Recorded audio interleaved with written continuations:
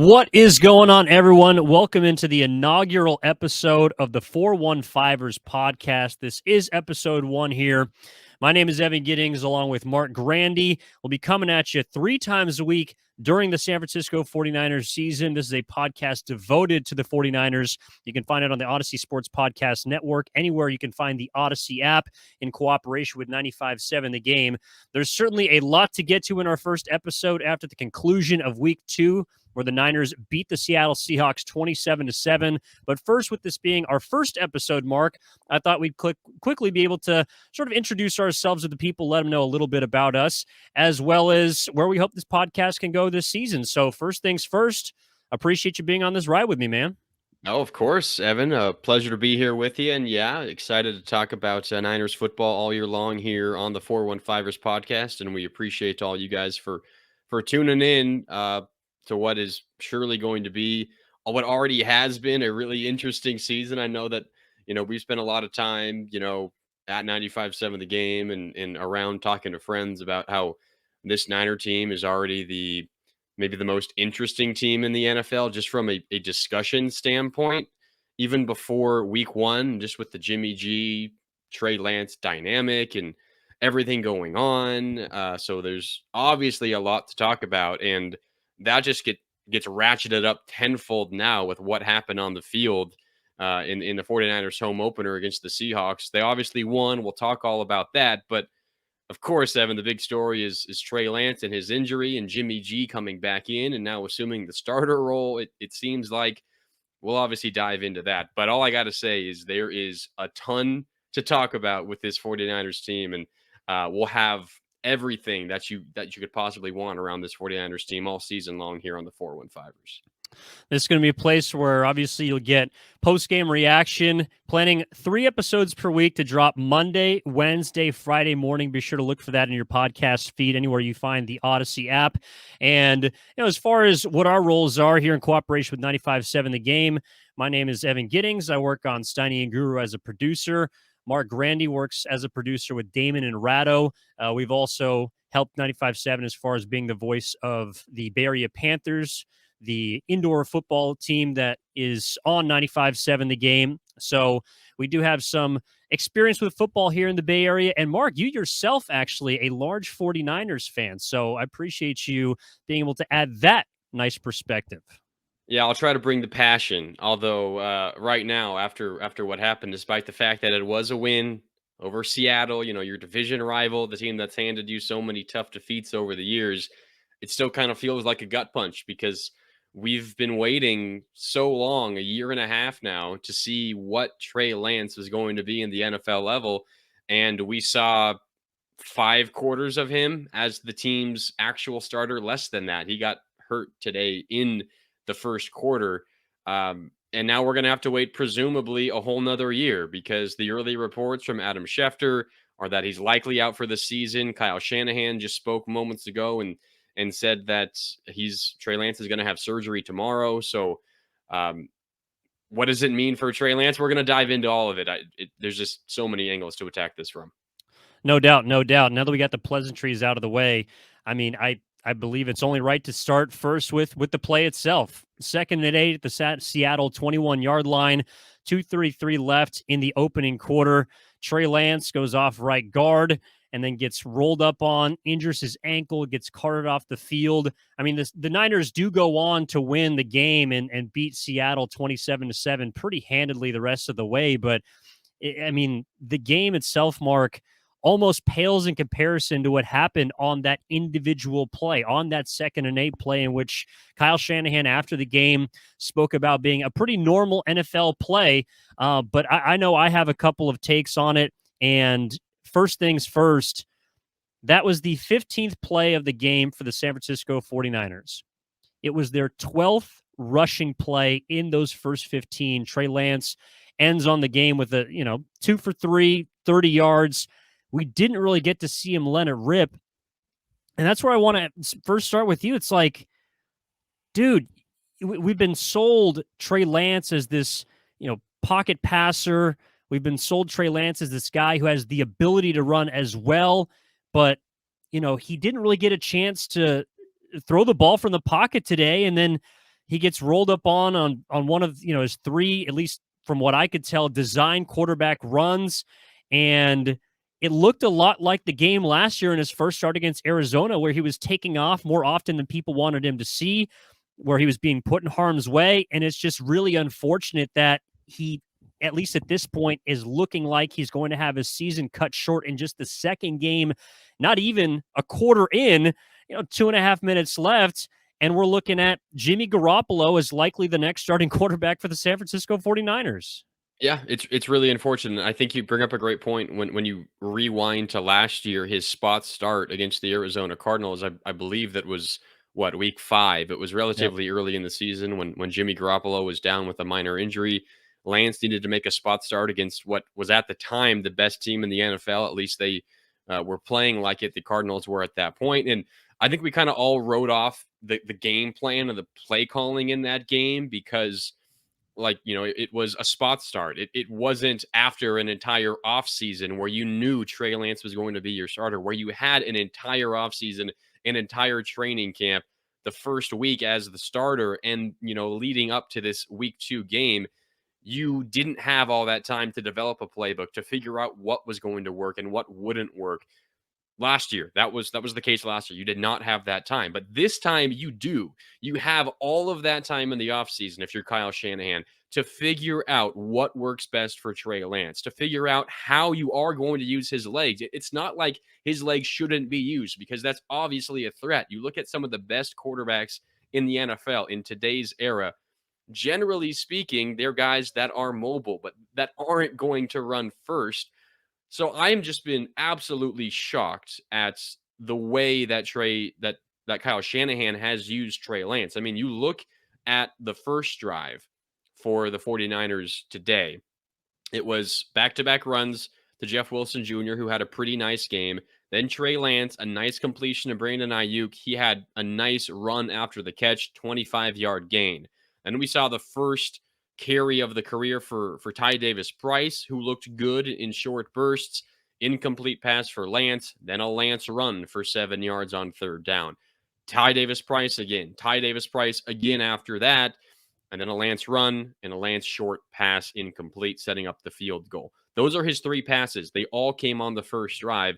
And the second drive, Kyle Shanahan did not let Trey Lance throw the ball once. He obviously knows more about this kid than we do. He sees him in practice every single day, but I just can't get it through my head why you wouldn't want to let this guy throw the ball a bit. Obviously, throwing it and calling a gun run to your quarterback are 2 different things, but hindsight's 2020, and Shanahan says I always regret play calls that result in an injury. But I just can't make sense of it. If you are begging your quarterback to get hurt, and whether it's a season-ending injury or a bad bone bruise that costs him a couple of weeks, I mean, is it worth putting your quarterback in that kind of risk? I mean, everyone has been talking about it the last week after the game in Chicago. You can't let Trey Lance run the ball this many times. He's going to get hurt. And unfortunately, everyone that was saying that was right. And uh, it's football. Things happen. You could make the case that this wasn't avoidable. It's a freak play. Things happen. It's not like it was a particularly bad hit or anything. It was just kind of a normal football play. But when it's your quarterback that you have handed the keys over to, that you spent 3 first-round picks on, I think you got to be a little safer, and you need to try to let him do it a different way, which is throwing the ball. And we just didn't get the opportunity to see that, which is really frustrating. And I can understand why Niner fans are really, really upset with Kyle Shanahan. It makes sense. And obviously, we hate to start on a sour note in the first episode of the 415ers podcast. Evan Giddings, Marc Grandi with you.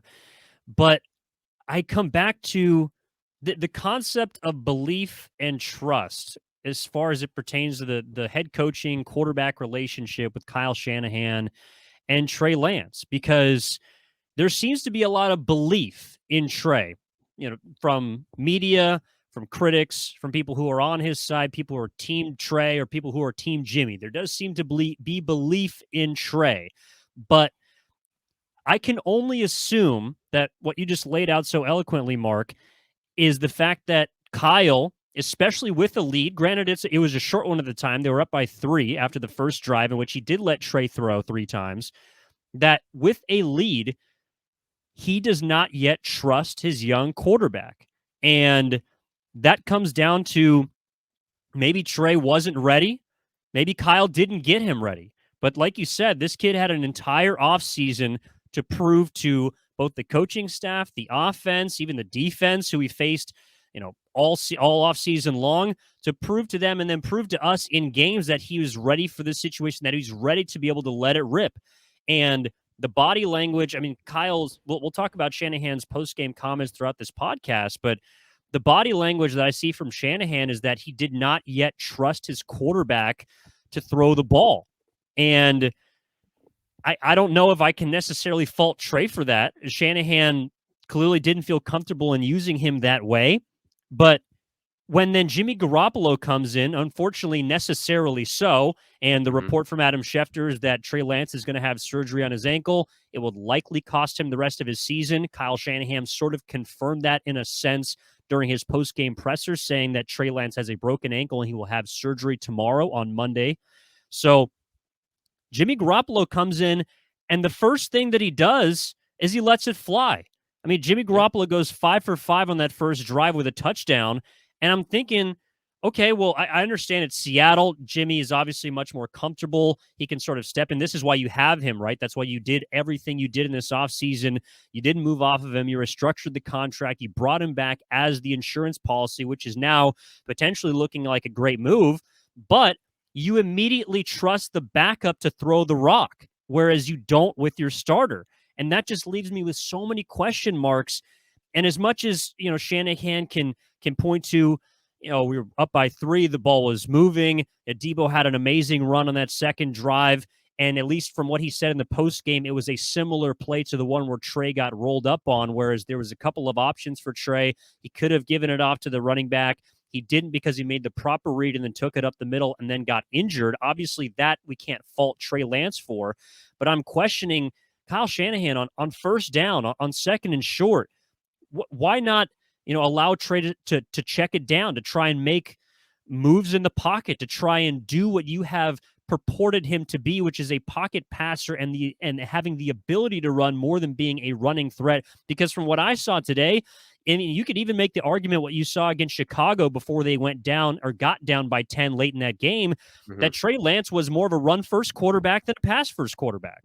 Yeah, he was. And, I mean, I think the interesting thing is where last week in Chicago, in the rain, you lose your starting running back. You're not getting much from Jeff Wilson Jr. Debo had a lot of carries, especially early, but the run game wasn't working in the second half of that game. All right, maybe you call a few more runs for your quarterback. He's a big body. He's strong. He's physical. He can gain you some of those yards, and you needed them. You were trailing in that game in the second half, or, for most of it. Chicago was fighting back, and then they took that lead in the fourth quarter. But this game, in the first quarter, early on, you're in control. It's only 3-0. Yes, but you're in control. Whoever it is that's carrying the ball, whether it's Jeff Wilson Jr., whether it's Ty Davis-Price, whether it's Debo Samuel, who broke a 51-yard run on that second drive of the game for the 49ers, whether it's any of those guys, they are getting chunks.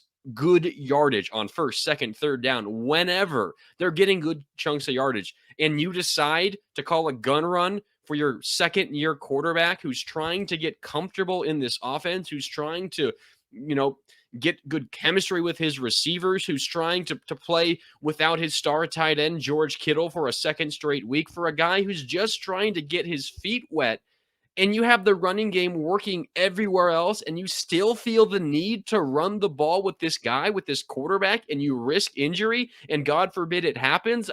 I'm sorry. It just makes absolutely no sense to me. If Trey Lance broke that run for, whatever it was, a 21-yard run, I think the injury happened on a play from the Seattle 21-yard line. If he broke that all the way and got into the end zone for a touchdown, great, but it's not worth the risk.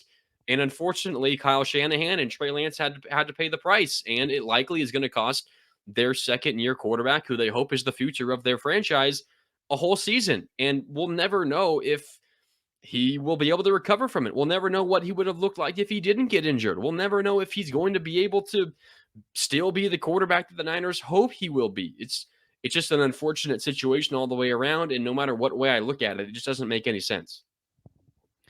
Well, we're going to be coming to you 3 times a week during the San Francisco 49ers season. This is episode 1 of the 415ers podcast.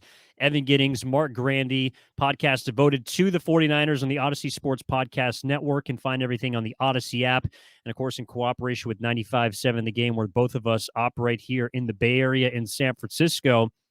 And I want to stay there. I want to stay with Shanahan because as much as we all feel bad for Trey Lance, I would hope that people out there would feel bad for Trey Lance. This comes down to the head coach. And I want to run this by you, Mark. I'm not quite sure where I fall on it yet because as much as I want to go full flamethrower on Kyle Shanahan and blame him for putting Trey Lance in harm's way and, not necessarily lying to us, but his words not matching up with his actions when it comes to how ready his quarterback was, to run the offense, to, be the potential starter of the future already. I also understand that if you're looking at last week, and even going back to last season against Arizona, against Houston to some extent, I think Trey Lance was a much better passer in the game against a 4-1 Houston team than he was against, as you mentioned, the Cardinals, who at the time were the best team in the NFL when he faced them in week 5. I do see Shanahan feeling like, okay, I'm looking at the tape, and right now Trey Lance's best weapon is with his legs. I mean, that's what the play calling at least has told to me these first, week. It's a small sample size, but week 1 against Chicago, he looked much more comfortable in the pocket, moving around, taking off than he did with throwing the ball through the air. You could say the monsoon has a lot to do with that. I understand.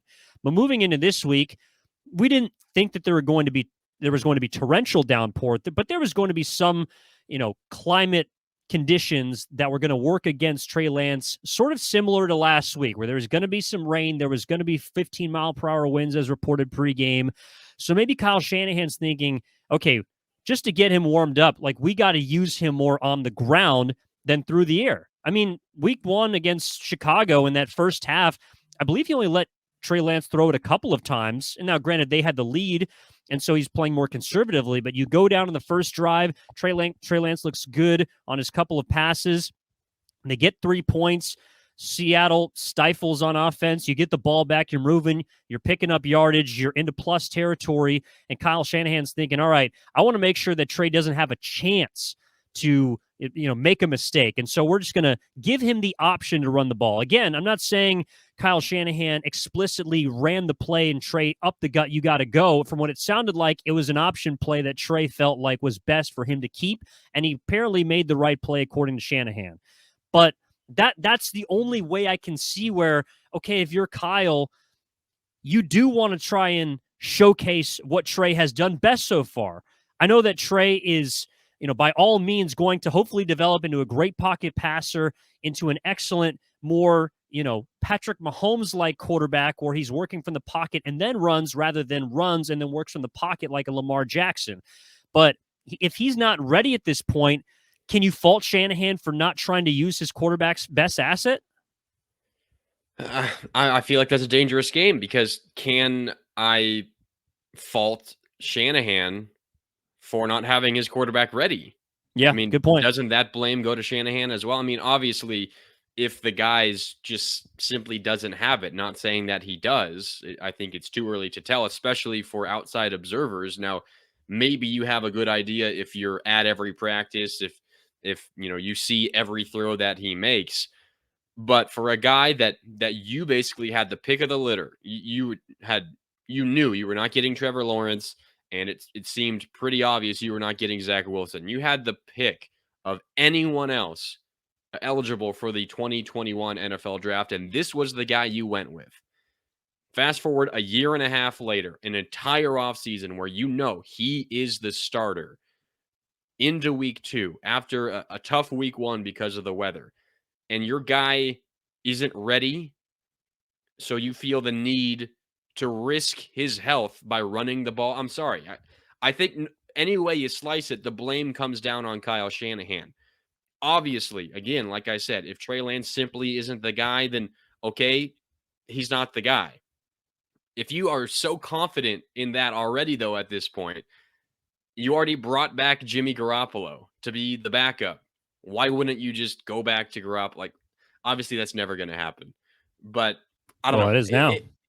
It is now because of injury, unfortunately. But I think, what you're saying in that instance, in that example, in that, what if, I think the blame still goes to Kyle Shanahan, who has, been heralded as this offensive genius. Fair or not, that's what he's known as across the NFL. He's, a great, great quarterback coach. And this could all be true. But if you don't have your young stud quarterback who you bet your job on ready at this point, just to the point of where you're not even comfortable having him throw the ball like most quarterbacks do. Maybe it changes 2-3 years down the road, and he has a similar evolution like a Josh Allen, who really struggled his first year as a starter. But if you're not even comfortable letting him throw the ball down the field here and there, I'm sorry, but I think the blame's on you.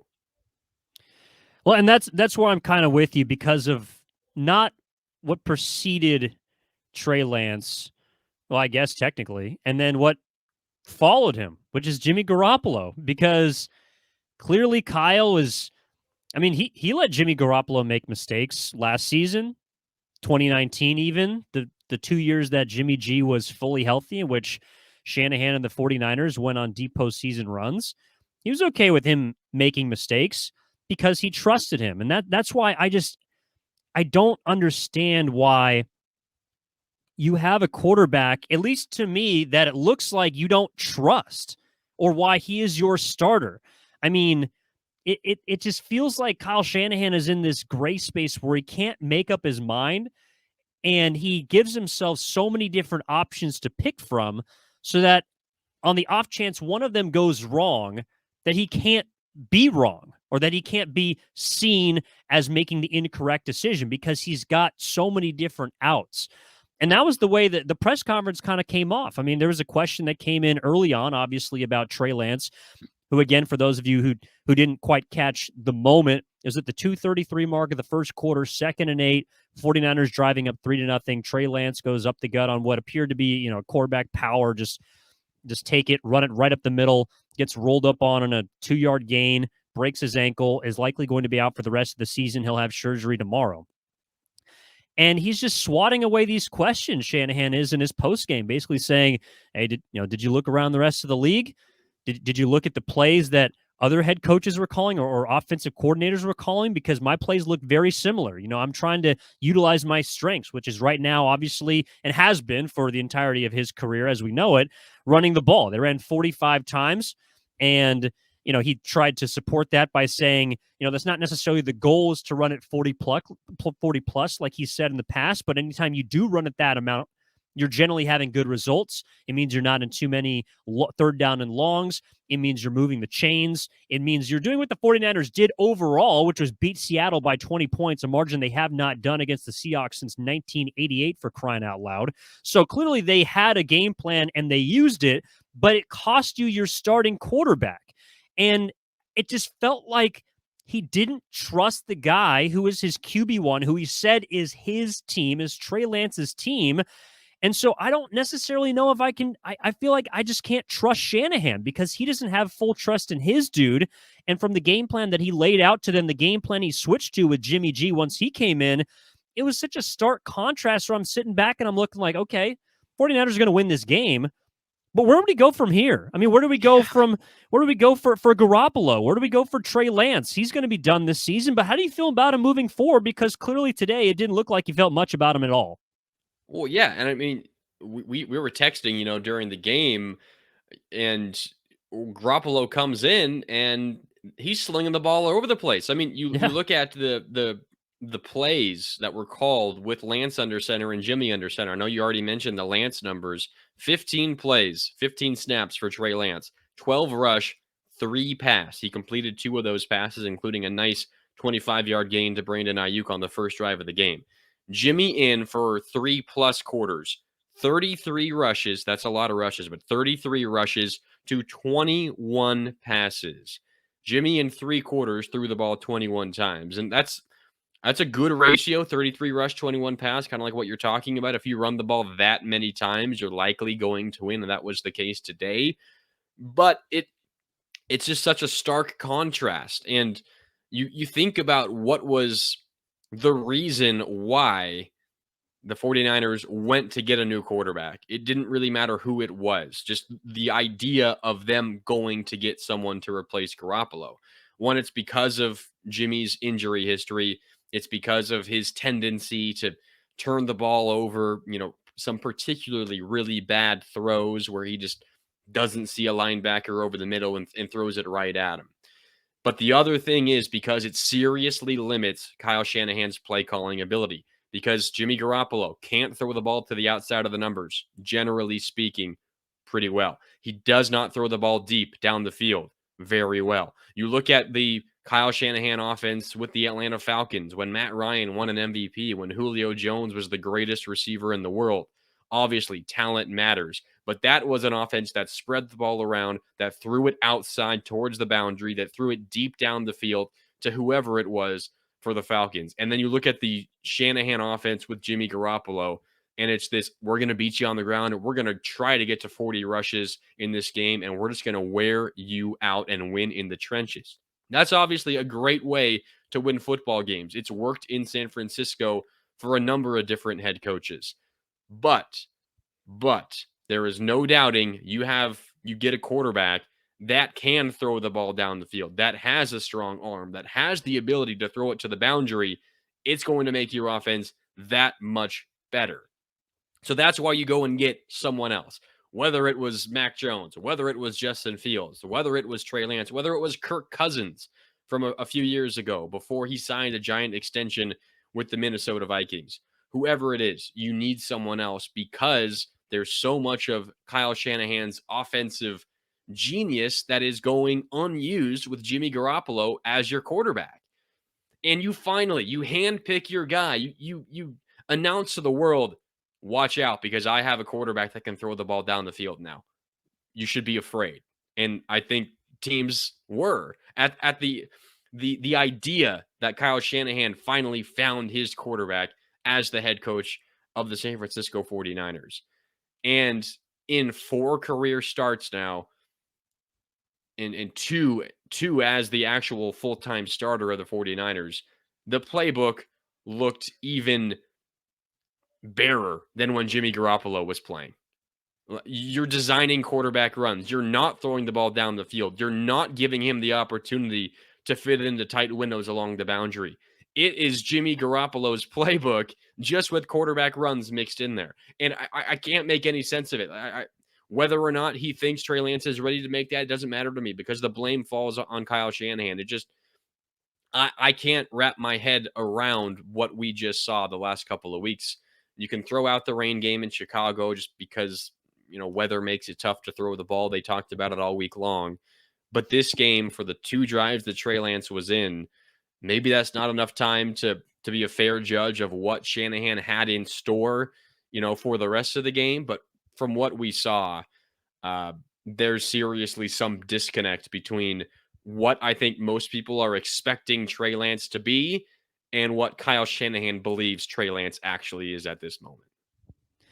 Well, this is the 415ers podcast, episode 1. Evan Giddings, Marc Grandi with you. We're going to be coming at you 3 times per week, Monday, Wednesday, and Friday on the Odyssey Sports Podcast Network, anywhere you get your podcasts, as well as the Odyssey app. This will be devoted to the San Francisco 49ers all season long in cooperation with 95.7 The Game. And early on, I didn't necessarily want to come off like I was trying to make an excuse for Shanahan.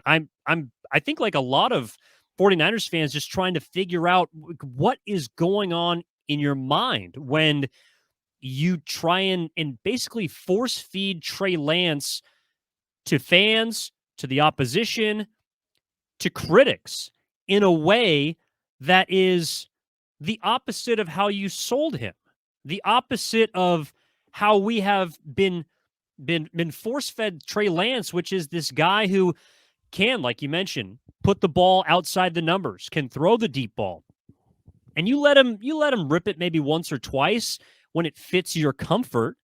But as soon as Jimmy Garoppolo comes into the game in the second quarter and even in the second half, when you're up by, even after the field goal block turned touchdown, which made the game a bit of a scare in the second half, 49ers go on to win 27-7. It's pretty much they coast to victory.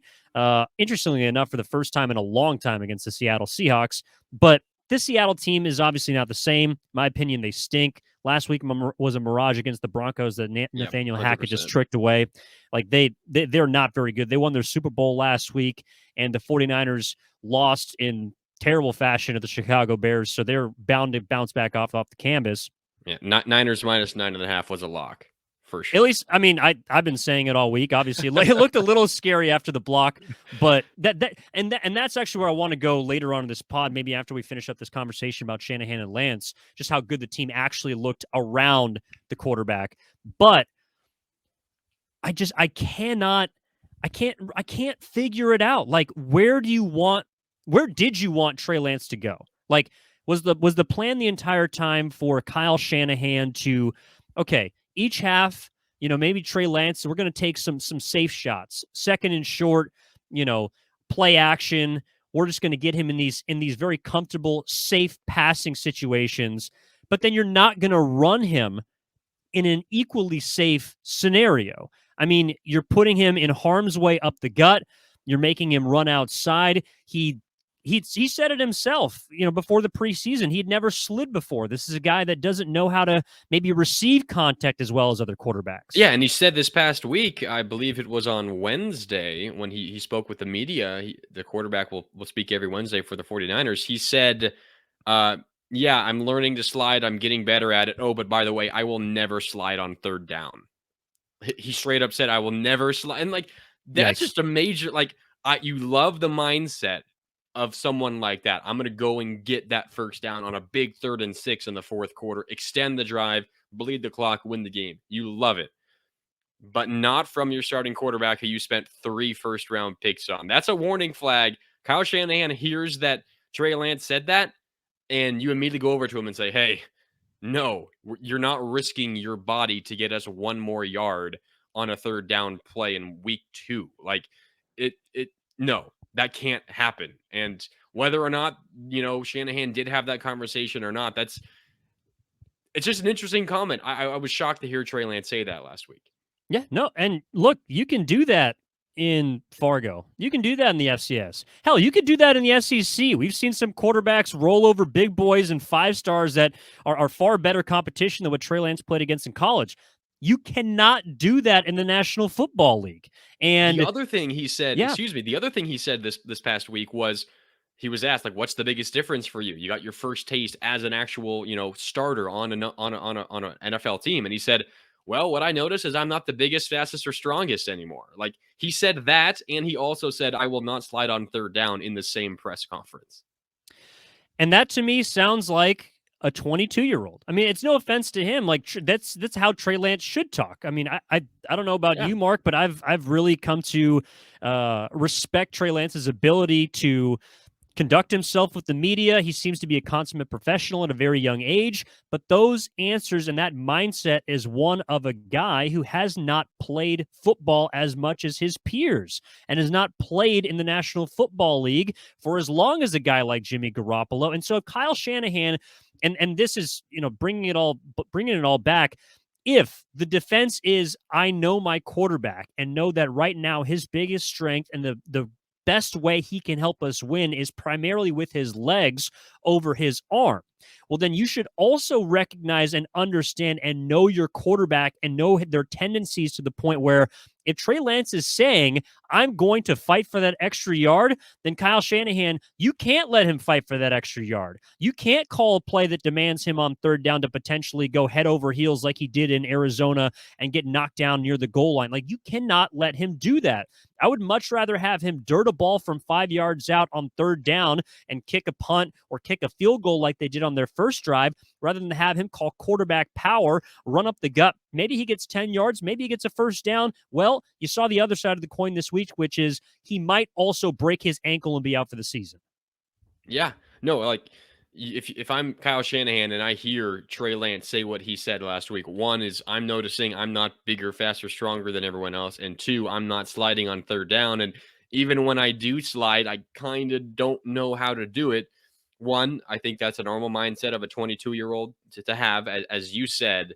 But two, that's just like a red flag that should pop up in Kyle Shanahan's mind and say, okay, one, I need to talk with this kid and say, no, you need to take sliding serious. We need you to slide. We need to protect you. We need to keep you safe. And then two, if I'm Kyle Shanahan, I'm thinking, okay, at least for the time being, while this guy maybe kind of figures out his bearings in the NFL, when he figures out how to safely slide, figures out what moments to dive headfirst for an extra half a yard, what moments to just, fall down like Tom Brady does to avoid getting hit. While he figures that out, I'm going to limit the amount of times I'm calling runs for him because this is when he's most vulnerable. When he is a young quarterback that doesn't have much NFL experience, that hasn't really suffered that big hit where he gets up and he feels woozy, and it's kind of like a wake-up call in the NFL where you're like, oh man, this is dangerous. I need to protect myself. He hasn't had that moment yet. So if I'm Kyle Shanahan, the adjustment is don't put him in those situations right now. And Kyle Shanahan did. He took a risk, and unfortunately, it came back to bite him. And now the quarterback who he's only said glowing things about the last year and a half is likely out for the rest of the season. It is an unfortunate moment for Shanahan, Lance, and the 49ers, especially Trey Lance. But I think Now, it was there's a but. certainly avoidable. It was avoidable. And, it's football. Injuries happen. But you do not want to put your quarterback in harm's way. And Shanahan did it over and over and over again in the 4 starts that he's had with Trey Lance. And that's the thing, too, is and he did. He hid behind the armor in his post-game press conference of, look, it's a football play. It happens 60 to 75 times a game. I mean, we've seen injuries in preseason. We've seen injuries already during the regular season around the NFL. But if you didn't feel like the preseason, which, speaking of Shanahan, was that important, or the games were that important, whether it's because he didn't feel like they were, moving Trey Lance in a positive direction as far as his progression. Maybe he felt like they were unnecessary risks and that Trey Lance could get hurt. Well, then why the hell are you using him the way you're using him? I mean, and look, maybe there was some sort of script laid out for the 49ers today of, okay, we're going to use Trey Lance early on more as a runner. Okay, we want him to get a feel for the game, the way Seattle's defense is moving. We want to introduce, whoever's going to step up in the stead of Elijah Mitchell, because his injury was sort of looming large over this game coming in. Jeff Wilson Jr. was fantastic. Ty Davis Price looks like a player and a rookie out of the third round from LSU. Debo obviously had a couple of big plays, and then he wants to sort of feature Trey Lance as a fourth option that Seattle has to take a look at. Okay, well, maybe then after that, you're going to use him as a passer, but you don't get to do that when you repeatedly put a guy in harm's way. And so that's why the equation to me does not add up. It's like a math equation where there is so many variables involved that no matter what, you're not going to find the right answer, but you're going to get close enough to be able to defend throwing all these different letters and exponents in there. And Kyle Shanahan, it confounds me. And I'm sort of with you. However you slice it, shout out North Beach Pizza here in San Francisco. However you slice it,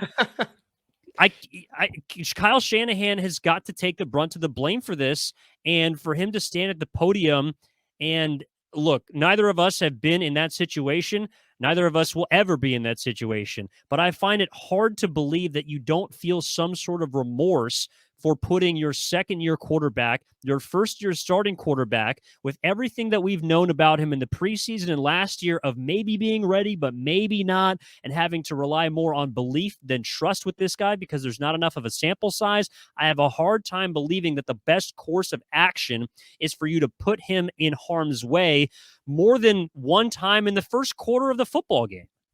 Yeah, and, I think he obviously said, Shanahan did post game, it's unfortunate that he got hurt. I always feel regret, for my play call when a guy gets hurt, but I stand by the play call. I would, I think it was the right decision. He obviously feels terrible about what happened to Trey Lance. Obviously, as he should, as everyone does. It's just, when you get away from, who to blame and what this means for the 49ers, the at the heart of this is just how much this sucks for Trey Lance. He waited patiently behind Jimmy Garoppolo last year, had a couple of spot starts, and all in all, I think did pretty decent. But it's not like he, you know, blew the roof off the place and was absolutely phenomenal. And he Well, he finally, hasn't gotten a chance to be phenomenal. I yeah, mean, he hasn't, but now he finally has his chance, and he gets hurt. And also, obviously, you just feel terrible for the kid, because you don't know what this is going to do for his future. I mean, Dak Prescott suffered what looked like a similar injury. I think Dak's was probably a little more severe, although it's too early to really to talk about that. We don't know all the details. Prescott's come back and he's been fine. You could say he's been better. Once he got his ankle right, he's continued his career progression like most quarterbacks do. We don't know what the future holds for Trey Lance. I would say Shanahan obviously remorseful, but the fact that he is standing by the play call, and not just that one, but the all of them. multiple designed runs that he called for Trey Lance, the lack of trust in his arm, even back to Chicago. Yes, I know it was a monsoon. It's hard to throw the ball and catch the ball in those conditions, but the fact that he is standing by the play call is, I think, interesting, and it probably matters more than anything else because, like what we talked about at the beginning of the pod, Evan. Um, if he thinks that's the best decision, considering everything, how good the run game was working with Jeff Wilson Jr., Debo Samuel, and Ty Davis Price, he considers the fact that Garoppolo or that Lance had completed 2 of his first 3 passes, and he still says in that moment, late first quarter, with his team already ahead, down in the red zone after a 51-yard Debo run, he is able to stand up at that podium and say, "It's unfortunate, it's terrible, but it was the right play call." I just simply can't agree. Well, we'll certainly be talking about the aftermath of the decision or non-decision by Shanahan in the first quarter of this 27-7 49ers victory over the Seattle Seahawks here in week 2. You are listening to episode 1 of the 415ers podcast, the Odyssey Podcast Network, coming at you Monday, Wednesday, and Friday, 3 times a week during the football season here in the 2022 season. And can find everything on the Odyssey app in cooperation with 95.7 The Game. Evan Giddings and Marc Grandi with you. Well, I think we've gone 12 rounds of Shanahan, Mark, and I do want to finish the podcast on a high note, as we still have a couple of minutes left here to discuss the positives that happened today, which to me was the fact that, I mean, you did lose your starting quarterback for the season, likely. According to Adam Schefter, it will likely be out for the season. Shanahan confirmed that Trey Lance will have surgery on his ankle tomorrow on Monday, as we're recording this after the game here on Sunday night. But you didn't skip a beat. I mean, as the 49ers are concerned, an injury like that to your quarterback, and the 49ers, unfortunately, have had a lot of experience with this. You lose a starting quarterback, not to say you lose the game, but you certainly lose momentum, and you lose, at least appears to be, a lot of energy sort of sucked out of the stadium. And granted, we weren't at Levi's Stadium, but it felt like once Jimmy G came in, his first 5 passes he hits leads them immediately on a touchdown drive. They create some separation with the Seattle team they should put away and did.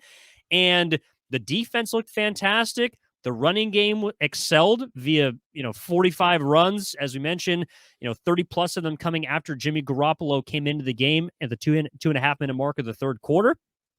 So as much as I am mad, and I don't really know where to place the majority of the blame except for at the feet of Kyle Shanahan, if I'm feeling, good about where the 49ers were at the beginning of the season, as far as making the playoffs, potentially going back to where they were last year, which is the conference championship, in a weird way, I almost feel like they are still on track to do that, because of how they looked after Trey Lance went down, they didn't seem to skip a beat.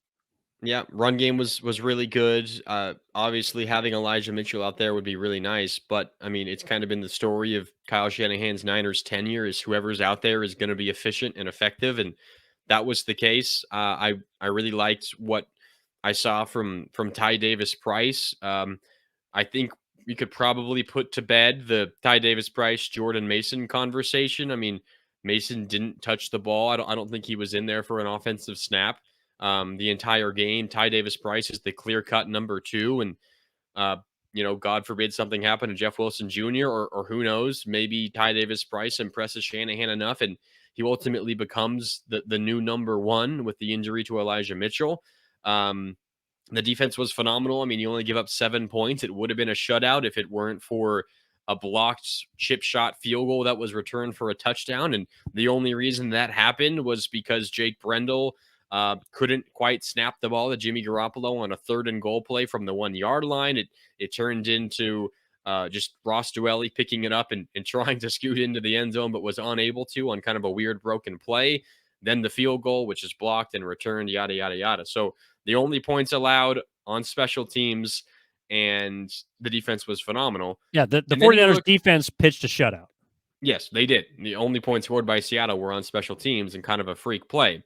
And then you look at, okay, well, who comes in for Trey Lance? It's Jimmy Garoppolo, the best backup quarterback in the NFL. And he was good. 13 to 21, 154 yards. He found a wide open Ross Dwelly for a long touchdown in the first half.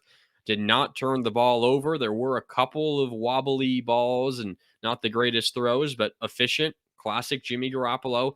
He also rushed for a touchdown. So, I mean, he was really good. And it makes for a really interesting conversation because on one hand, what we spent, the first 40 or so minutes of this pod discussing, Evan, is the blame that Kyle Shanahan deserves for what happened here. But you have to then credit him and John Lynch and everyone involved with keeping Jimmy Garoppolo here, because if an injury like this does happen, whether or not you want to believe it was avoidable with the play calling, it's better to have a good backup quarterback than a bad one, or at least an unproven one like Brock Purdy is, who would have been the backup if Jimmy Garoppolo got traded elsewhere, if he didn't want to re-sign with the 49ers. So on one hand, you can blame Shanahan all you want for this injury, but on the other hand, you do have to at least give him a modicum of credit for keeping up a solid relationship with Jimmy Garoppolo, for making sure that he still feels welcome, that he wants to be here, for creating an environment that he would be willing to come back to as the backup quarterback. You have to credit Shanahan and company for that, because otherwise, if we're talking in an alternate universe where Jimmy Garoppolo, say he got traded to the Seahawks, he was playing for Seattle in this game. Trey Lance gets hurt on the second drive of the game. Brock Purdy comes in. Guess what's happening? Jimmy Garoppolo is leading the Seahawks to a victory in Santa Clara.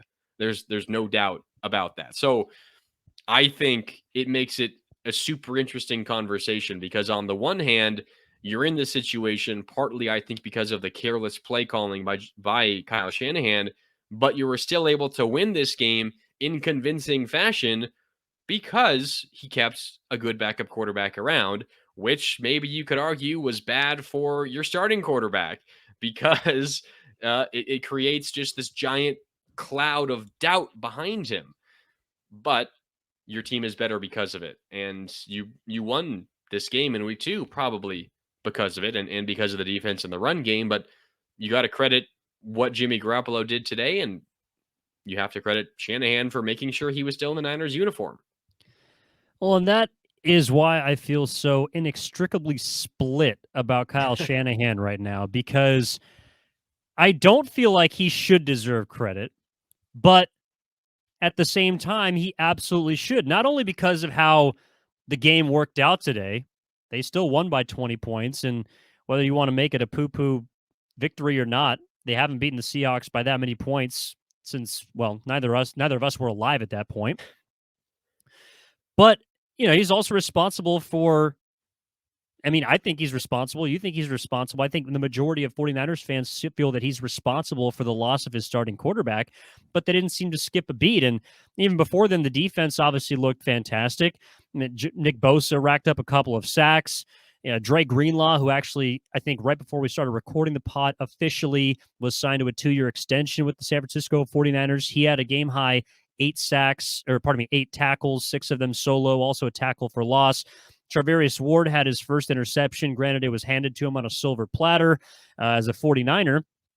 And, Ayuk had 5 catches, 60 yards. Debo, 5 catches, 40 yards. He also had an explosive run, 5 for 53. Like, they looked good outside of course, the sort of debacle that we're trying to decipher our way through, which is the quarterback situation, what happened to Trey.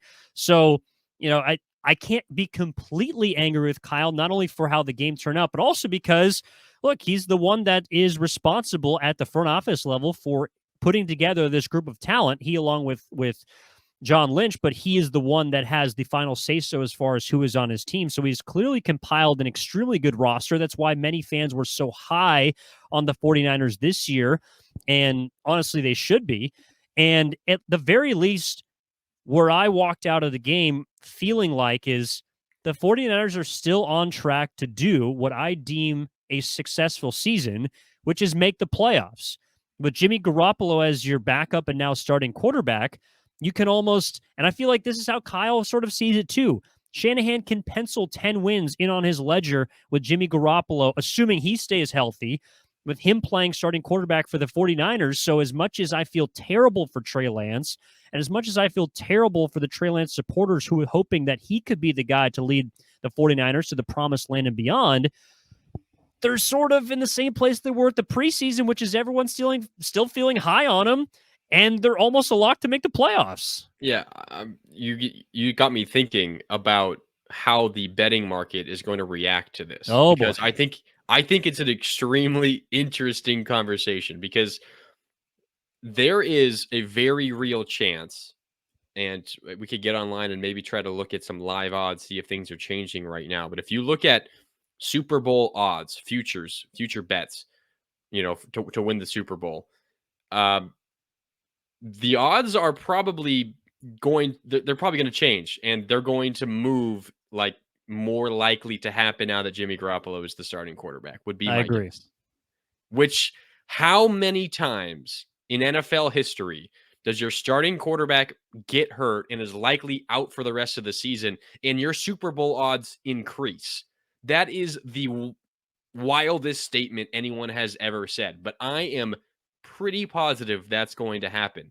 Now, Niner fans, you can be frustrated and upset by that. I think most people are, because you don't get to see. You still have that the mystery of what Trey Lance is going to be hanging around. You've had it for a year and a half. You're going to have to wait probably a whole nother year before you get any sort of resolution. And you still might not a year from now, a year and a half from now. Who knows? But you lose your starting quarterback and your Super Bowl odds get better. That is absolutely wild, and it makes no sense to me. I mean, we'll check back on this the next time we record a pod around. It'll be released Wednesday morning, I believe. We'll check, but right now I'm looking at odds, and it looks like the Niners are, based on where you're at, plus 2,200, plus 2,000, plus 2,500, around there. So that would mean a $100 bet would pay you out upwards of $2,000. It's probably going to dip into the plus, I don't know, plus. I'm not even sure. It's going to get better, and we'll check back in on those numbers on Wednesday. But it just is an absolute shocking, turn of events. And like what we mentioned at the very top of the pod, Evan, this 49ers season, which was already as interesting as, a season can be through 1 week, just gets even more interesting through 2 weeks. Well, for those of you who couldn't tell, Grandi is the degenerate of the duo here. Immediately go into the gambling odds. Actually, I do want to pick this up on our Wednesday pod. Again, we're going to be dropping 3 episodes a week during the 2022 San Francisco 49ers season, Monday, Wednesday, Friday. You can find all of it on the Odyssey Sports Podcast Network, Odyssey app, in cooperation with 95.7 The Game.